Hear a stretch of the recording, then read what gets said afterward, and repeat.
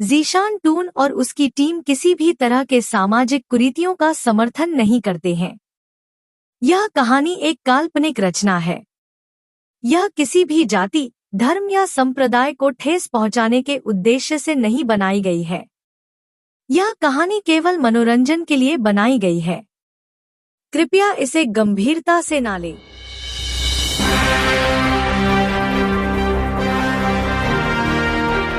कहानी में आपने देखा राजीव पिशाचिनी का आवाहन करता है। अब आगे उस पिशाचिनी को इस तरह अपने सामने देखकर राजीव के तो होश उड़ जाते हैं, लेकिन बाबा की दी हुई अभिमंत्रित धागे को देखकर राजीव खुद को संभालते हुए कहता है, मैंने तुम्हारा आवाहन किया है।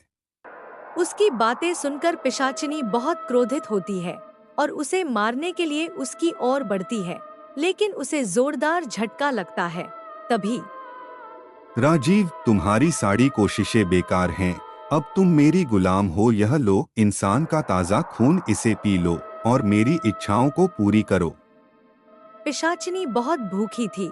वह जल्द ही उस खून को पीकर अपनी भूख मिटा लेती है। तभी राजीव उससे ढेर सारे सोने और पैसे की मांग करता है। पिशाचिनी पलक झपकते ही उसकी सारी इच्छाएं पूरी कर देती है। इसी तरह राजीव अपनी सारी इच्छाएं उस पिशाचिनी से पूरी करवाता है और धीरे धीरे वह उस गांव का बड़ा आदमी बन जाता है। सब कुछ राजीव के अनुसार चल ही रहा था कि तभी उसके साथ कुछ ऐसा हुआ जिसकी वजह से राजीव की पूरी दुनिया ही उथल-पुथल हो गई। दरअसल पिशाचिनी को अपना गुलाम बनाए रखने के लिए राजीव को उसे रोजाना इंसानी खून पिलाना था और सब कुछ सही चल रहा था कि तभी राजीव जिस हॉस्पिटल से इंसानी खून का इंतजाम करता था, वहां का कंपाउंडर जो रोजाना राजीव को इंसानी खून हॉस्पिटल से चुरा कर दिया करता था, जिसके लिए राजीव उसे मोटी रकम दिया करता था, आज हॉस्पिटल में मौजूद सारा खून खत्म हो चुका था। उस कंपाउंडर ने कुछ सोचा और जल्दी जल्दी में अस्पताल के बाहर खून की खाली थैली लेकर जाता है और जब लौट रहा था तो वह देखता है कि राजीव हॉस्पिटल के बाहर उसका इंतजार कर रहा था। उसे देखकर राजीव कहता है, क्या हुआ? आज इतनी देर क्यों हो गई? वह कंपाउंडर घबराते हुए बोला, कुछ नहीं साहब, आज ब्लड बैंक वालों ने देर से डिलीवरी की थी, इसलिए लेट हो गया। राजीव जल्दी से उससे खून की थैली लेकर चला जाता है, जिसके जाते ही वह कंपाउंडर खुद से कहता है कि आज तो बच गया, वरना अगर इस इंसान को पता चल जाता कि इसमें इंसानी खून नहीं बल्कि एक बकरे का खून है तो वह पता नहीं क्या करता। और मुझे इससे क्या, मुझे तो बस पैसों से मतलब है। यह कहकर वह वहां से चला जाता है। जब राजीव वह खून पिशाचिनी को देता है तो वह उसकी महक से ही समझ जाती है कि वह इंसानी खून नहीं है। पिशाचिनी की आंखें गुस्से से लाल हो गई। वह बड़े ही खौफनाक आवाज से बोली, तुझे क्या लगता है कि तू मुझे बेवकूफ बना देगा? राजीव उसे इस तरह क्रोधित होते देखकर काफी घबरा जाता है और घबराते हुए उससे पूछता है कि क्या हुआ? मुझसे क्या कोई गलती हो गई? पिशाचिनी बोली, यह जो खून तूने मुझे दिया है, यह किसी इंसान का नहीं बल्कि किसी बकरे का खून है। बहुत बड़ी गलती कर दी राजीव, तूने मुझे भूखा रखकर अब तुझे और तेरे पूरे परिवार को मुझसे कोई नहीं बचा सकता। यह कहकर पिशाचिनी वहां से गायब हो जाती है। तभी राजीव वापस उस अस्पताल को जाता है और उस कंपाउंडर को बुलाकर खूब पिटता है और उससे पूछता है कि उस खून की थैली में किसका खून था। पहले तो कंपाउंडर मना करता है, लेकिन राजीव की पिटाई और बार बार पूछने पर वह उसे सच बता देता है। राजीव उससे कहता है कि तेरी एक लापरवाही की वजह से आज मेरी पूरी फैमिली खतरे में है। यह कहकर वहां से चला जाता है। इधर पिशाचिनी पूरे गांव में हाहाकार मचा देती है और हर दिन किसी न किसी गांव वाले के साथ दुर्घटना घटती है। वह पिशाचिनी राजीव का सारा गुस्सा पूरे गांव वालों पर निकाल रही थी। पूरा गांव दहशत में था। तभी एक रात पिशाचिनी की नजर राजीव की बेटी सोनल पर पड़ती है। आखिरकार उस राजीव से बदला लेने का जरिया मुझे मिल ही गया। तभी वह देखती है कि सोनल के हाथ पर भी वही अभिमंत्रित धागा बंधा है।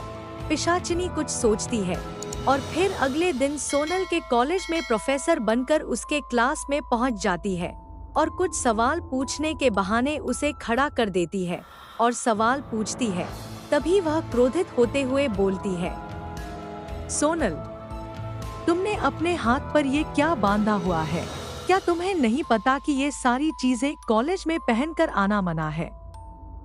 सोनल बहुत ही शर्मिंदा होते हुए बोली, जी मैम। पिशाचिनी बोली, अभी के अभी इस धागे को निकाल फेंको। सोनल उस धागे को विंडो के बाहर फेंक देती है। पिशाचिनी एक अजीब सी मुस्कुराहट के साथ उसे देख रही थी और मन ही मन में कह रही थी कि अब कोई बाधा नहीं आएगी। अब इस लड़की का इस्तेमाल करके मैं अपनी भूख भी मिटाऊंगी और उस राजीव से भी अपना बदला ले लूंगी। कॉलेज के खत्म होते ही पिशाचिनी सोनल के शरीर के अंदर प्रवेश करती है और सोनल अजीब हरकतें करते हुए घर पहुंचती है। घर पहुंचकर सोनल किसी से बात करे बगैर ही अपने कमरे में चली जाती है।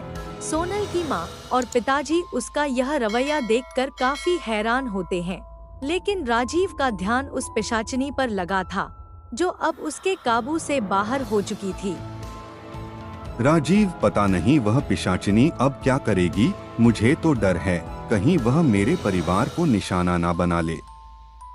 राजीव रात को अपनी बालकनी में बैठा सोच ही रहा था कि उसकी नजर नीचे पड़ी, जहां वह देखता है कि सोनल घर के बाहर अजीब हरकतें करते हुए जा रही थी।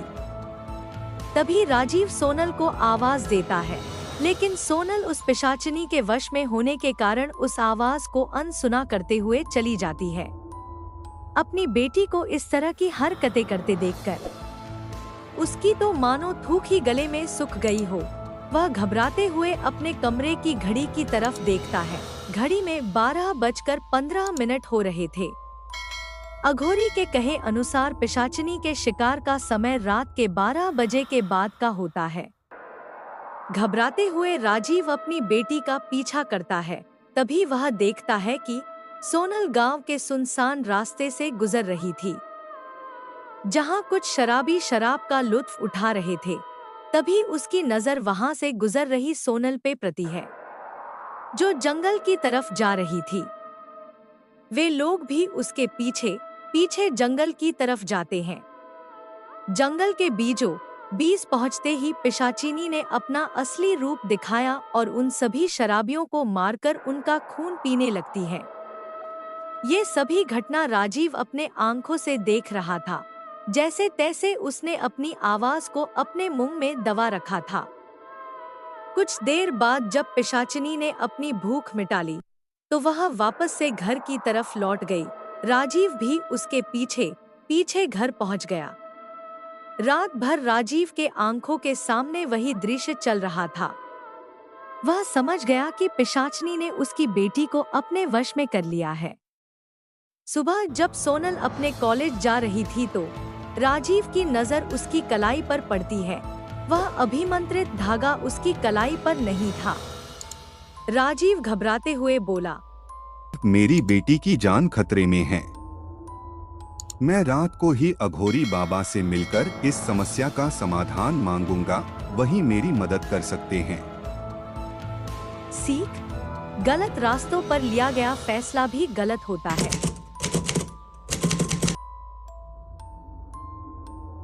अगर आप सभी को स्टोरी अच्छी लगी हो तो हमें लाइक, शेयर और सब्सक्राइब करना ना भूलें।